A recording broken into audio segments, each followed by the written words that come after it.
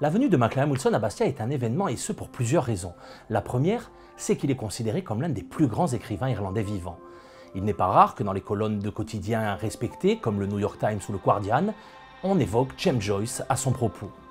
La deuxième raison, c'est que son dernier roman, Eureka Street, date de plus de 20 ans.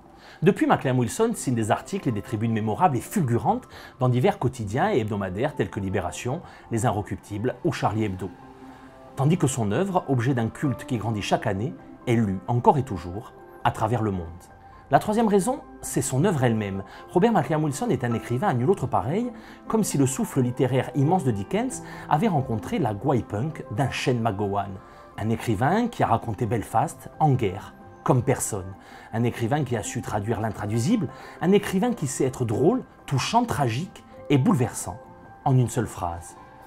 Un écrivain qui raconte ce que c'est de tenter de vivre sa vie quand tout autour de soi s'effondre. Un écrivain dont l'œuvre rencontre un écho évident dans le monde d'aujourd'hui, et plus encore peut-être en Corse.